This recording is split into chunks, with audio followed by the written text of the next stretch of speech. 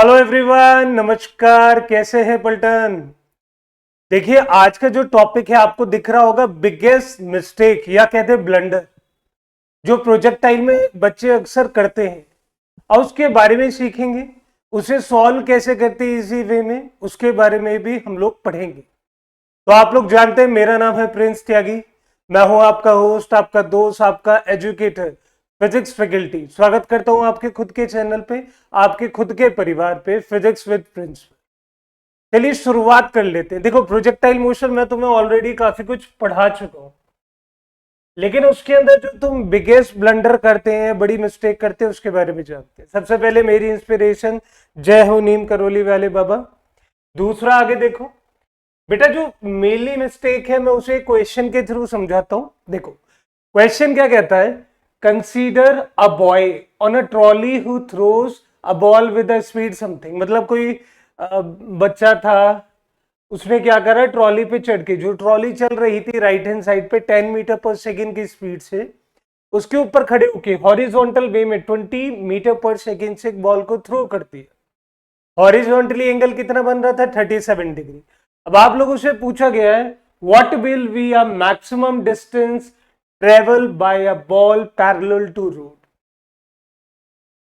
देखो, कुछ भी हो, आप लोगों को एक बात का ध्यान रखना पड़ेगा, और वो बात कुछ इस तरीके से है कि अक्सर बच्चा इसमें ये गलती करके आता है। वो क्या करता है कि इसके कंपोनेंट ब्रेक करता है। चलो, इजी है कंपोनेंट, इसे मान लो यू और इसे मान लो वी।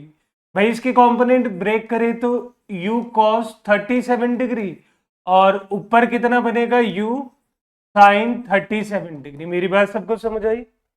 अब वो कंपोनेंट ब्रेक करता है, और जो तुम्हें पता ही है कि अगर ये बॉल फेंक रहा है तो ये प्रोजेक्टाइल मोशन बनेगा। और प्रोजेक्टाइल मोशन में आप सभी को पता है कि हॉरिजॉन्टल वेलोसिटी रहती है और साथ में टाइम रहता है।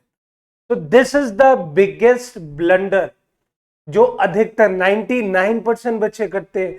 बेटा, ये फॉर्मूला यहां अप्लाई हो ही नहीं सकता, क्योंकि आप ध्यान से नहीं देख पा रहे। वो पूछ रहा है parallel to the road, parallel to the road, not with respect to this. मतलब इस पैरेलल रोड का मतलब है with respect to the ground. Clear है? ये with respect to the ground की फॉर्मूला ये कभी यूज कर ही नहीं सकते। सर, ये कब होता है? अब देखो, मैं तुम्हें कंसेप्ट बता देता हूं, शायद तुम्हारे दिमाग में वो कंसेप्ट हमेशा रहे, और मैंने पढ़ा भी रखा है कि ट्रॉली के ऊपर सपोज करो एक बंदा खड़ा है जिसका नाम है ए, कह रहे, और ये ट्रॉली वी स्पीड से जा रही है, इसने फेंका यू से, और यहाँ पे थीटा डिग्री एंगल हॉरिजॉन्टली बन रहा है। अब यहाँ पे दो तरीके से मैं इसका मोशन देख सकता हूं। देखो, अगर आप लोगों से कहने लगे कोई कि भैया विद रिस्पेक्ट टू ए से बताओ, तो आपको घबराना नहीं है। आपको सिंपली वही करना है जो आप करते आए हो कि सर, वर्टिकल में u साइन थीटा वेलोसिटी का कंपोनेंट है, और u cos theta horizontal component है। मेरी बात समझ आ गई? लेकिन विद रिस्पेक्ट टू ए, भाई विद रिस्पेक्ट टू ए है तो ये इसके लिए रहा इस पे, वो उसके लिए रहा इस पे।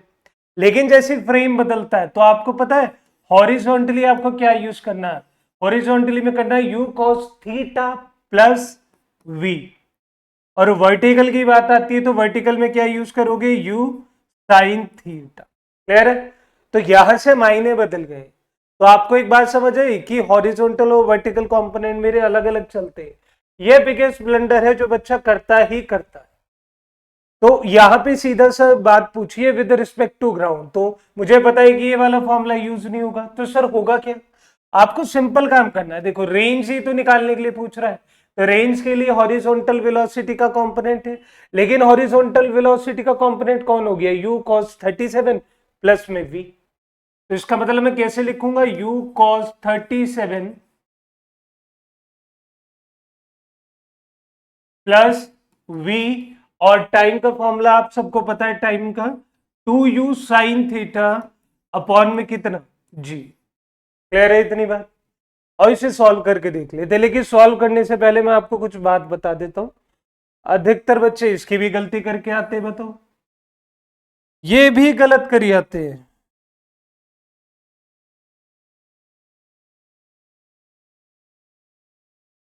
ये अपने दिमाग में बात को डाल लेना हमेशा के लिए। मैं आपसे कहता हूं कि यहां पे 37 डिग्री एंगल है। क्लियर है? और भैया ये 90 है और यहाँ पे 53 डिग्री है। तो कल को अगर आपसे कोई पूछता है कि cos 37 की वैल्यू बता दो, तो आप किसी एक को याद कर लो, इसी से sin 37, इसी से sin 53, इसी से cos 53 निकाल लेना। तो आपको पता है कि cos का फॉर्मूला क्या हो गया भैया, ये बेस ये हाइट, तो यहां से बेस की वैल्यू 4 आ गई, इसकी वैल्यू कितनी आ गई 5 और इसकी वैल्यू कितनी आ गई 3।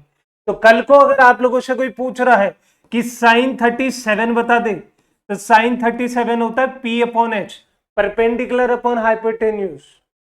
परपेंडिकुलर यहां से कितना आया 3 और इसकी वैल्यू कितनी आई 5। ये देखो ऐसे आप 53 निकाल सकते हैं, cos 53 sin 53, और इसे सॉल्व कर लेते हैं।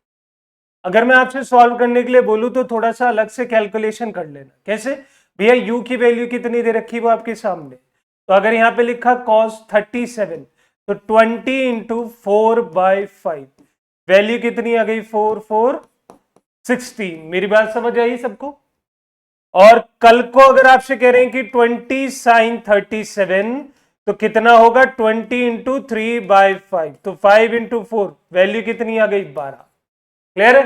तो आपको u cos 37 की जो वैल्यू गिवन है वो कितनी है 16, v की वैल्यू कितनी है 10, और साथ में कौन चल रहा है 2 इंटू, और u साइन इसकी वैल्यू कितनी लिखे हम 12, ये देखो, और नीचे कितना ले लो 10 ले लो, क्योंकि g की वैल्यू वही रहती है। सॉल्व करना स्टार्ट करो तो 26 इंटू 2 इंटू 12, और नीचे भैया कितना दे रखा है 10। लो सॉल्व करो, तो 5 इंटू 5, तो लगभग मान लो ये भी इससे कट सकता है, तो 5, 12 इंटू 5, तो समथिंग जो वैल्यू आएगी 60 की रेंज में आएगी। वैसे इसका आंसर है 60.5 या 4 समथिंग। अब यही बिगेस्ट ब्लंडर करेंगे, तो इस मिस्टेक को ना करें, उन चीजों को ध्यान से समझे। सबसे पहली बार ये देखिए कि विद रिस्पेक्ट टू बॉडी पूछिए जो ट्रॉली के ऊपर है, या with respect to another reference frame, कि कोई ग्राउंड है, कोई बॉडी है जो रुकी हुई है। इस बात का भी ध्यान करना कि वो बॉडी भी रुकी होनी चाहिए, नहीं तो फिर कंसेप्ट लगेगा यहाँ पर रिलेटिव मोशन का, अगर दोनों बॉडी चल रही है। क्लियर है? अच्छा, कल को ये भी हो सकता है कि आपकी ट्रॉली इधर जा रही है, बॉल उस तरफ फेंक दी, तो माइनस का साइन लग जाएगा। बाकी इसकी फुल डिटेल वीडियो भी मैंने बना रखी है मूविंग फ्रेम की, आप उसे भी जाके देख सकते हैं और चीजों को बहुत अच्छी तरीके से क्लियर कर सकते हैं। Thank you for watching this. That's all for today's session. Bye bye.